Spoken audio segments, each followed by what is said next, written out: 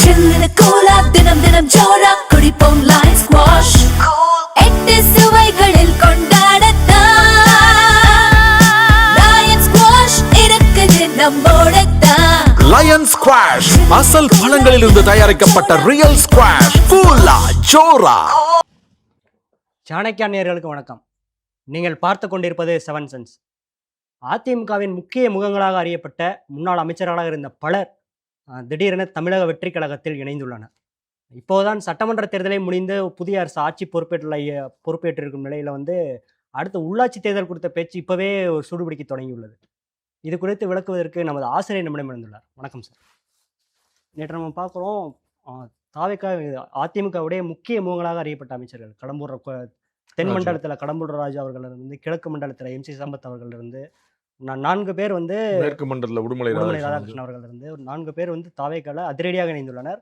ஆஃபீஸுக்கு வெளியில் வெயிட் பண்ணி இணைஞ்சிருக்காங்க. அதில் பார்த்தீங்கன்னா இந்த இணைஞ்ச ஒரு 310 லிஸ்ட்டை தாவேக்கா வெளியிட்டிருக்காங்க. நேற்று இணைந்தவர்களோட லிஸ்ட் மட்டும். அதில் அதிகபட்சமாக இணைந்தவர்கள் அதிமுகவில் தான் இருக்காங்க. அதிமுகவை விழுங்குகிறதா தாவேக்கா என்ற கேள்வி ஏற்கனவே எழுந்துள்ள நிலை. இதை எப்படி பார்க்குறீங்க? நம்ம 2 விஷயமா பார்க்கணும். ஒன்று, அதிமுக கரைகிறதா அப்படின்னா ஆமாம், அதிமுக கரைகிறது வித்தவுட் எனி டவுட்.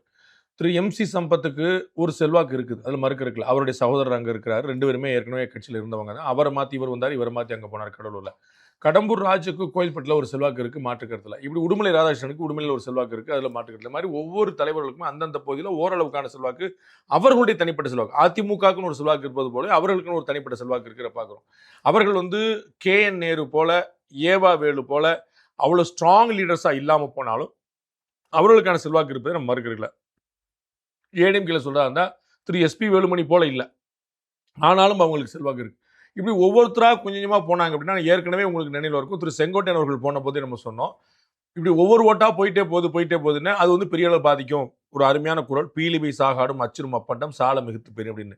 ஒரு மயில் இறகு தான் அது, ஒன்னே ஒன்று தான் அப்படின்னு போச்சுன்னா எந்த வெயிட்டும் அது கிடையாது. மயில் இறகு கீழே விழுந்தான். ஆனால் மயிலிறகு டன் கணக்கில் இருக்கும்போது அது வண்டியோட அச்சை கூட முறிச்சிரும். அப்போ மயிலிறகு தான் ஒன்றா இருந்தால் வெயிட்டு கிடையாது, ஒன்றொன்னா போனால் அச்சையை முறிஞ்சிரும் அப்படிங்கிறது பாயிண்ட். அப்போ ஒரு செங்கோட்டையன் போனார், ஒரு ஓபிஎஸ் போனார், ஒரு ஜேசிடி பிரபாகர் போனார். இப்படி ஒருத்தராக போறாருன்னு போயிட்டு இருந்தா இன்னைக்கு வரைக்கும் போயிட்டு இருக்கு. அப்படி எல்லாருமே போனாங்கன்னா கட்சி என்னவா இருக்குங்கிற முக்கியமான கேள்வி. அப்போ அதிமுக ஒரு ஆபத்தான இடத்துல நிற்குது. அதை சரி பண்றதுக்கான வாய்ப்பு இருக்குது, சரி பண்றதுக்கான அவசியம் அதிமுக தலைமைக்கு இருக்குது. அவர்களுக்கு தான் அதிகபட்ச ரெஸ்பான்சிபிலிட்டி இருக்கு. இப்போ நம்ம ஏடிஎம்கே யார் சரி பண்ணணும், தொண்டர்கள் ஆர்வமாக இருக்கணும், நிர்வாகிகள் நம்பிக்கை லாயலாக இருக்கணும், தலைமை எல்லாருக்குமே கூட்டு பொறுப்பு கொடுக்கலாம். ஆனால் அதில் முதன்மை பொறுப்பு யாருக்கு இருக்குன்னு பார்த்தீங்கன்னா, அதில் பொதுச்செயலாளர் இருக்கக்கூடிய திரு எடப்பாடி பழனிசாமி தான். ஸோ அவர் நிறைய பேர் இந்த மாதிரி கட்சியிலிருந்து விலகி போகிறதா உடனடியாக தடுக்கணும். நிறைய பேர் கட்சியில் சேர்றதற்கான ஏற்பாடு பண்ணுறதுக்கான வழியில் பண்ணணும். அது இல்லைன்னா ஒரு பெரிய ஆபத்து தான். 2வது, ரொம்ப பெரிய ஆச்சரியமா, ஜெயலலிதாவோடு பேசி கொண்டிருந்தவர்கள், எம்ஜிஆரை பார்த்து அரசியலுக்கு வந்தவர்கள், திரு எடப்பாடி பழனிசாமியோட அமைச்சரவை பகிர்ந்து கொண்டவர்கள், இன்னைக்கு திரு விஜய் தமிழக முதலமைச்சர் அவர் கூட முன்னாடி கூட இணையல, திரு ஆனந்த் முன்னாடி, திரு ஆதவர்ஜனா முன்னாடி இணைகிறார்கள் பார்க்கிறோம். இவர்கள்லாம் அவங்க முன்னாடி என்ன சொல்லிட்டு இருந்தாங்கிற பார்க்கிறோம். திரு அண்ணன் நாஞ்சில் சம்பத்துக்கு திரு விஜய் முன்னாடி இணைஞ்சார். ஆனால் இவர்கள்லாம் திரு விஜய் அவர்களை பார்க்க கூட இல்லைங்கிற பார்க்கிறோம். நீங்கள் குறிப்பிட்ட வெளியே காத்திருந்து சேரலாம்னு பார்க்கணும். அப்போ இவர்கள் ஹவு டெஸ்பரேட் தே ஆர், அவர்கள் எவ்வளவு தூரம் எப்படியா சேர்ந்துட மாட்டோம்னு பார்க்குறேன். என்ன பிரச்சனை, அதிமுக இவங்கெல்லாம் இருந்தாங்க, இவர்கள் ஆளுங்கட்சியாக இல்லை. ஏன் ஆளுங்கட்சியாக இருந்தால் நார்மலாக ஒரு இன்ஃப்ளூயன்ஸ் இருக்கக்கூடாது, ஆனால் இருக்கும். இப்போ ஒரு எஸ்பிகிட்ட பேசுகிறாங்க, ஒரு கலெக்டர் பேசுகிறாங்கன்னா, நான் ரூலிங் பார்ட்டியோட எம்எல்ஏ பேசுகிறேன்னா கலெக்டரும் எஸ்பி என்னன்னு கேட்பாங்க. ப்ரிஃபரன்ஸ் கொடுக்க வேண்டியது இல்லை, அது வேற விஷயம். ஆனாலும் நார்மலாக என்னங்க சொல்லுங்க சார் சொல்லி கேட்குற பழக்கம் உண்டு. எதிர்கட்சி எம்எல்ஏவாக இருந்தாங்கன்னா அவங்களே கொடுத்துருவாங்க. யார், கலெக்டர் எஸ்பி தேவையில்லாமல் ஏதாவது பஞ்சாயத்து கூட்டம் அப்படி நம்ம மரியாதை கொடுக்கலன்னு போய் பார்லிமெண்ட் அசம்பிளியில் போய் பேசுவோம், அப்படி ரோடு மறியல் பண்ணிடுவோம், அப்படி ஏதாவது குறைச்சல் கொடுப்பாங்கன்றது அவங்கள ஹாப்பியாக வச்சுக்கோ சொல்லிட்டு அந்த நிர்வாகிகளே அதிகாரிகளே கொடுப்பாங்க. இன்னைக்கு அதிமுக ஆளுங்கட்சியும் இல்லை, எதிர்கட்சியும் இல்லை. ஸோ இவர்களுக்கான செல்வாக்கு இருக்கவும் இல்லை, அவர்கள் கொடுக்கவும் இல்லை. இப்போ ரெண்டுமே இல்லாமல் போய் நிற்கும் போது இவங்க பாருங்க, சர்வேல் அட்லீஸ்ட் ஃபார் நெக்ஸ்ட் 5 years இப்போ தாவேக்கா ஆட்சி தொடர்கிறது, நிற்குது, நிலைக்கெல்லாம் அடுத்தலாம் பார்த்து நம்ம இப்போதைக்கு எதிர்கட்சி திமுகவுக்காக ஒரு ஃபேஸ் சேவிங் இருக்குது. நாங்கள்லாம் களமிறங்கணும் என்ன பண்ணுவோம் தெரியுமில்ல அப்படின்னு. தாவேக்கா ஆளுங்கட்சியாக இருக்குது. ஆனால் அதிமுக ரெண்டுமே இல்லைங்கும்போது அவங்களுக்கு ஒரு பெரிய பயம் இருக்குது. அதனால இங்கே போய் நிற்கிறாங்க. ஆனால் அதுக்காக காத்திருந்து வெளியே பார்த்திருந்து போய் சேரும்படியான அளவுக்கு போய் நிலைமை ரொம்ப ஒரு வேதனைக்குரிய விஷயம் தான். அதிமுகவுடைய நீங்கள் காட்டிய முன்னாள் அமைச்சர் பெருமக்களும் இந்த நிலைமைக்கு வந்திருக்காங்களே ஒரு பெரிய வியப்பத்தை ஏற்படுத்தும் சார். அதே இணைப்புள்ள நிகழ்ச்சியில் அமைச்சர் ஆதவர்ஜனா கூறியிருக்காரு, திமுகவுடைய விசுவாசிகளாக இருப்பவே நாங்கள் வரவேற்கிறோம் அப்படின்னு சொல்லிட்டு அடுத்த குறியை திமுகவுக்கு வைக்கிறதா தாவேகா. அதான் ஏற்கனவே சொன்னேன், ஈஸி டார்கெட் வந்து இன்னைக்கு ஏடிஎம்கே. ஏன்னா அவங்க ஆளுங்கட்சியாகவும் இல்லை, எதிர்கட்சியாகவும் இல்லை. அவ்வளோ சாஃப்ட் டார்கெட் கிடையாது டிஎம்கே. பேசிக்கலாக பார்த்தீங்கன்னா டிஎம்கே உடைய ஓட்டு வங்கி அதிமுக ஓட்டு வங்கியோட கம்மி. நார்மலாக நம்ம பல சந்தர்ப்பத்தில் ப்ரூவ் பண்ணியிருக்கோம். அது குறைஞ்சிட்டே வரக்கூடிய கூட நம்ம டேட்டாவோட போட்டுருக்கோம். 2019 பார்லிமெண்ட் எலெக்ஷன்லேருந்து நம்ம வந்து அதிகாரப்பூர்வமாக தேர்தல் 2019, 21, 24 வாக்கு எண்ணிக்கை குறைஞ்சிட்டே தான் வந்திருக்கு திமுக. 26 ரொம்ப மோசமாக போயிருச்சுங்க நம்ம கம்யூனிட்டாக பார்க்குறோம். அது மாதிரி வந்து ஏடிஎம்கேக்கு வந்து ஒரு ஸ்ட்ராங்கான பெல்ட் இருந்துச்சு. ஜெயலலிதா இருந்த வரைக்கும் ரொம்ப இன்னும் பெரிய அளவில் இருந்துச்சு. அவங்க வந்து டிஎம்கே மேலே தான் இருக்காங்க. இன்னைக்கு வரைக்குமே தமிழ்நாட்டை அதிகமாக ஆண்ட கட்சி அதிமுக தான். இன்னைக்கு வரைக்குமே ஒரு ரெக்கார்டு படி தமிழ்நாட்டை அதிகமாக ஆண்ட கட்சி அதிமுக தான். திமுகவுக்கு பிறகு உருவான கட்சி, 72ல உருவான கட்சி, 30 வருஷம் கழிச்சு உருவான கட்சி. உங்களுக்கு புரியுங்களா? திமுக உருவாகி கிட்டத்தட்ட 30 வருஷம் கழிச்சு உருவான கட்சி அதிமுக. ஆனால் தமிழ்நாட்டுக்கு அதிமுக தான் அதிகம் ஆண்டிருக்கிறது. அந்த மாதிரி ஒரு செல்வாக்கு பெற்ற கட்சி. ஸோ திமுக ஆனால் வந்து குறுகிய அளவில் இருந்தாலும் திமுகவுடைய உறுதிப்பாடு அதிகம். திமுக நம்பர்ஸ் வந்து கம்மியாக இருந்தாலும் ரொம்ப ஸ்ட்ராங்காக இருப்பாங்க, சாதாரண போக மாட்டாங்க. அப்போ வந்து நீங்கள் பார்த்தீங்கன்னா ஏடிஎம்கேலேருந்து டிஎம்கே சேர்ந்தவங்க அதிகம்.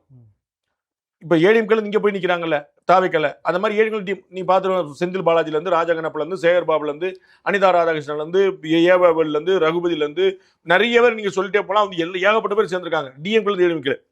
சாரி, ஏடிஎம்கேலேருந்து டிஎம்கேக்கு. ரிவர்ஸில் டிஎம்கேலேருந்து ஏடிஎம்கே போனால் ரொம்ப கம்மியாக இருப்பாங்க. போயிருக்காங்க, ஒரு தமிழ் குடிமகன் போயிருக்காங்க, இந்த மாதிரி 1-2 பேர் ரொம்ப ரேராக போயிருப்பாங்க. அப்போ வந்து இந்த எண்ணிக்கை வந்து ரொம்ப குறுகிய எண்ணிக்கையாக திமுக இருந்தாலும் உறுதிப்பாடு அவர்கள்ட்ட அதிகம். அதனால முதல்ல அவங்களுக்கு ஈஸியாக அவ்வளோ சாரமாக டார்கெட் பண்ண முடியாது. ஆனால் அங்கேயும் புகைந்து கொண்டிருக்கிறது. திரு உதயநிதி அவர்களுடைய தலைமையை ஏற்று நம்ம செயல்படணுமா, அவர் தான் எதிர்கட்சி தலைவரா, அவருடைய ஆக்ஷன் வந்து சரியா இருக்குமா அப்படிங்கிற டவுட் வந்து அந்த கட்சியில் கூடிய மூத்த தலைவர்களுக்கு பலர் இருக்கு. ஆனா இன்னும் சந்தர்ப்பம் கூடி வரல அவர்கள் அதிருப்தி குரலை பதிவு செய்வதற்கு. அதனால தே ஆர் வெயிட்டிங். அப்படி ஒரு சந்தர்ப்பம் வந்து அங்கே நிற்கும். ஸோ இன்னைக்கு வந்து அதிமுக தான் லகுவான இலக்கு, ரொம்ப ஈஸி டார்கெட். அதனால அது வந்து திரு ஆதவர்ஜா குறிப்பிட்ட போல இன்னைக்கு அதிமுக தான் குறிப்பாங்க. நாளைக்கு திமுக வருதாங்கிறத பார்க்கணும். அது வந்து உள்ளாட்சி இதெல்லாம் முடிஞ்ச பிறகு அது எல்லாம் நடந்தா உண்டு. சனாதனமும் ஹிந்து மதமும் வேறு வேறா? உங்கள் கேள்விகளுக்கு பதில் தேட ஃபண்டமெண்டல்ஸ் ஆஃப் சனாதனா பயிற்சி பட்டறை ஜூன் 10 முதல் 14 வரை நேரடி மற்றும் இணைய வழி வகுப்புகள். விவரங்களுக்கு 7338824242.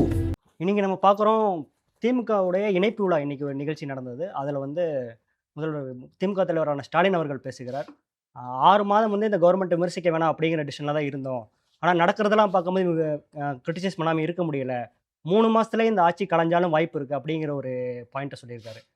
நேற்று பேசும்போது எடப்பாடி பழனிசாமி அவர்கள் வந்து தாவேக்கா அரசுடைய நாற்காலியில் 2 கால்கள் அவங்களோடது, 2 கால்கள் வந்து இரவல் வாங்கப்பட்டவை, எப்போ வேணாலும் அந்த கால்கள் வந்து உடையலாம் அப்படிங்கிற ஒரு ஸ்டேட்மெண்ட்டை சொல்லியிருக்காரு.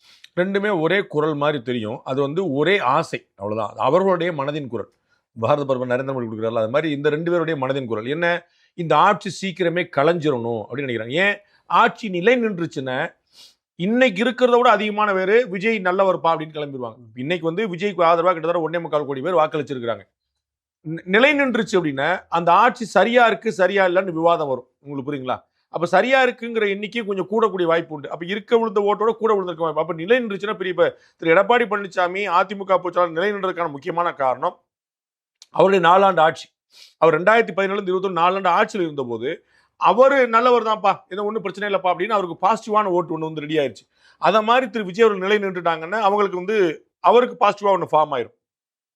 உங்களுக்கு நினைவு இருக்கும், இதே திரு ஸ்டாலின் அவர்கள் இதே திரு எடப்பாடி பழனிசாமி முதலமைச்சராக இருந்தபோது அடுத்த அமாவாசையில் ஆட்சி கலந்துரும், இன்னும் 3 அமாவாசையில் ஆட்சி கலந்து சொல்லிட்டு இருந்தாங்க. அத்தனை அமாவாசையும் போச்சு, அவர் பதவி போல அப்படியே முழுசா மெஜாரிட்டி இருந்தப்பவே. இப்போ வந்து அதனால வந்து இவங்க ஆட்சி எப்படியா கவுந்தோன்னு பாக்குறாங்க. எப்படி நம்ம வந்து பார்த்தோம், அதிமுக திமுக 2 பேருமே சேர்ந்து தாவைக்கு ஆட்சி வரவிடாமல் தடுக்கிறதுக்கு முயற்சி நடந்துச்சு. 2 பேருமே சேர்ந்து. அதை நம்ம கம்மியா பார்த்து நம்ம முதல்ல சொன்னோம், எல்லாருக்குமே தெரிஞ்சு, பிறகு வந்து எல்லாருமே உறுதிப்படுத்தினாங்க. அப்படி ஒரு எக்ஸ்ட்ரீம் பொசிஷனுக்கே அவங்க போகும்போது எப்படியாவது 2029 மக்களவை தேர்தலுக்குள்ள ஆட்சி கலைகிறதுக்கான ஏற்பாடை பண்ணிடணும். அப்ப நம்ம வந்து அப்பதான் அதிமுக திமுக 2 பேருக்குமான சர்வைவல் இருக்கும். இல்லாட்டி 2ல ஒரு கட்சி கேரண்டியா போயிடும். 2 கட்சியும் போனாலும் ஆச்சரியப்படுறதுல பின்னாடி அண்ணாமலை எல்லாம் வர்றாங்க நம்ம பாக்குறோம். அப்ப வந்து நினைக்கிறாங்கன்னா அப்ப 3வது சக்தி தலையெடுக்காம தடுத்தாதான் 2 சக்திக்குள்ள ஒருத்தர் இருக்க முடியும். 3வது சக்தி ஒண்ணு தலையெடுத்துட்டா 2 சக்தியில ஒண்ணு காணாம போயிடும். நீங்க பாத்துருவீங்க. உதாரணத்துக்கு பாத்தீங்கன்னா வெஸ்ட் பெங்கால்ல மார்க்சிஸ்ட் கம்யூனிஸ்ட் வர்சஸ் காங்கிரஸ் இருந்துச்சு. அப்புறம் காங்கிரஸ் காணாம போச்சு. அப்புறம் Marxist communist versus Trinamool Congress வந்துச்சு. அப்புறம் மார்க்சிஸ்ட் காணாம போச்சு. அப்புறம் திரிணாமுல் வர்சஸ் பிஜேபின்னு வந்து இன்னைக்கு திரிணாமுல் காணாம போச்சு, பிஜேபி நிக்குது. அப்போ ஒவ்வொரு கட்சியா வந்து மூணாவது கட்சின்னு ஒன்று உருவாயிருச்சுன்னா முதல் 2 கட்சியில ஒரு கட்சி காணாம போயிருங்க நம்ம பாக்குறோம். இதே மாதிரி இந்தியா முழுக்க பல உதாரணங்கள் சொல்ல முடியும். அப்ப தமிழ்நாட்டில் அதிமுக வர்சஸ் திமுக தான் கிட்டத்தட்ட 50 ஆண்டுகளா வந்து தொடர்ந்துட்டு இருக்காங்க. மோர் தென் 50 இயர்ஸ், 67ல இருந்து. அப்போ வந்து இந்த கட்டத்துல இன்னொரு கட்சி வர முடியுங்கிறத முதல்ல ப்ரூவ் பண்ணிட்டார். அதிமுக திமுக இல்லாம ஒரு ஆட்சி வர முடியும். எப்படி 67ல ஒரு மாற்றம் நடந்ததோ அது போல ஒரு மாற்றத்தை கொண்டு வந்து பாட்டாங்க.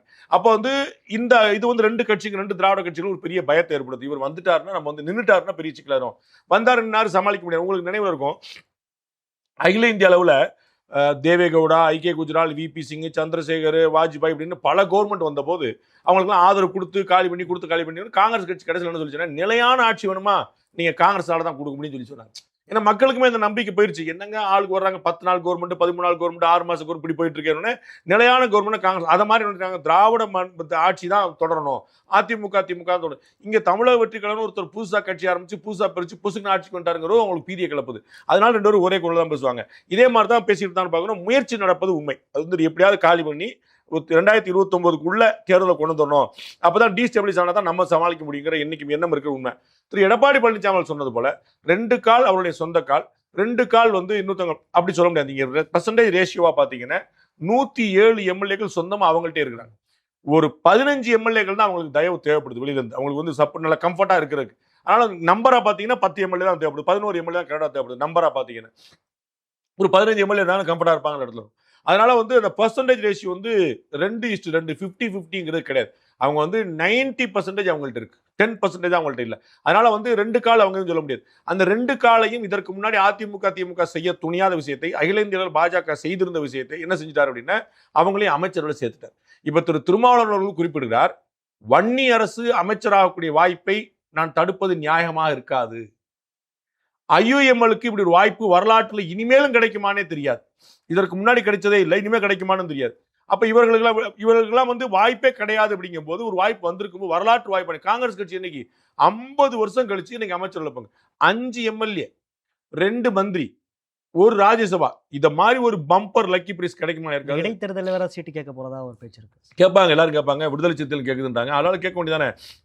ஒருத்தர் கிடைச்சி சிக்கி இருக்கிறார், அதனால எவ்வளவு முடியுமோ அவளை போட்டு அரைக்க வேண்டியது. அதனால ட்ரை பண்ண தான் செய்வாங்க. அப்ப வந்து திரு எடப்பாடி பழனிசாமி சொன்னது போல 2:2 50-50ங்கிறது கிடையாது. அவர்களையும் அமைச்சர்களை சேர்த்துட்டனால அந்த ஆபத்தும் கிடையாது. பட் ஆட்சி, ஏன்னா இவர்கள் எல்லாமே வந்து ஒரு பழந்துன்னு கொட்டை போட்ட அரசியல்வாதிகள். அவங்க வந்து ரொம்ப கடுமையா பண்ணுவாங்க. திரு விஜய்கிட்ட கெட்டிக்காரர்கள் இருக்கிறார்கள். திரு ஜான் ஆரோக்கியசாமியுடைய அரசியலையோ, திரு ஆதவ அர்ஜுனாவுடைய வியூகத்தையோ, திரு செங்கோட்டையனோட அனுபவத்தையோ நீங்க குறைச்சு மதிப்பிட முடியாது. இது போல நிறைய அருண்ராஜ் ஏஆர்எஸ் மாதிரி, சிடி நிர்மல்குமார் மாதிரி நிறைய கெட்டிக்காரங்க உள்ள வந்து கூட்டிகிட்டே வர்றாங்க கொஞ்சம் கொஞ்சமா. அப்ப கூட்டிகிட்டே வரும்போது அவங்களும் ஸ்ட்ரென்த் ஆகிட்டே போறாங்கன்னு பண்ண முடியாது. நாளைக்கு இவங்க எல்லாம் வேற உள்ள வந்து நிறைய பேர் புதுசா சேர்றாங்க. அப்ப வந்து அவருடைய பலம் கூடிக்கொண்டே போகுது. அதனால இவங்க நினைப்பது போல அவ்வளவு சுலபம் அல்ல. பட் அவங்க வந்து ஆடிக்கிட்டு இருக்கிறது, ஊசலாடிட்டு இருக்கிற நிலைமையில மோர் அண்ட் மோர் ஸ்ட்ரென்த் ஆகிட்டு இருக்காருங்கிறதா உண்மை. நீங்கள் குறிப்பிட்டது போல 29க்குள்ள இந்த ஆட்சியை கலைக்க 2 பேர் முயற்சி செய்வார்கள் அப்படின்னா, இப்போ பார்லிமெண்ட்ல ஒன் நேஷன் பில் கொண்டு வந்தா இவர்கள் ஆதரிப்பதற்கு வாய்ப்பு இருக்கிறதா? ரொம்ப மாற்றி யோசிச்சிட்டீங்க நீங்கள். அப்படிலாம் விட மாட்டாங்க. அது 2029க்குள்ள வருமானு என்னால் கணிக்க முடியல. ஏன்னா அதில் நிறைய ப்ராசஸ் பண்ணி, இப்போ சென்சஸ் வந்து கொண்டு போக வேண்டியிருக்கு. சென்சஸுக்கு ஏற்ற மாதிரி இடஒதுக்கீடு, மகளிருக்கான இடஒதுக்கீடு 33% கொண்டு வர வேண்டியிருக்குது. அதற்கப்புறம் வந்து அதுக்கு முன்னாடி அலைன்மெண்ட் பண்ண வேண்டியிருக்கு, டீலிமிட்டேஷன்ஸ் பண்ண வேண்டியிருக்குது. அதுக்கப்புறம் தான் ஒன் நேஷன் கொண்டு வர முடியும். அந்த ஒன் நேஷன் எலெக்ஷனுக்கும் நிறைய கான்ஸ்டியூஷனல் அமெண்ட்மெண்ட் கொண்டு வர வேண்டியிருக்கு. ஏன்னா 5 ஆண்டுகள் ஒரு அரசுடைய ஆயுட்காலம்னு வச்சிருக்கோம். சில அரசுகளுக்கு வந்து 4.5 ஆண்டுகளமாக மாற்ற வேண்டியிருக்கும், சில அரசுகளுக்கு 5 ஆண்டுகளமாக மாற்ற வேண்டியிருக்கும். ஸோ 1-2 எலெக்ஷன்ல தான் போய் நிற்கும். அப்படி வராது. இந்த 3 கட்சியுமே, அதிமுக திமுக தாவேகா 3 கட்சியுமே ஒன் நேஷன் ஒன் எலெக்ஷன் ஆதரிக்காது, யார் ஆட்சி இருந்தாலும்.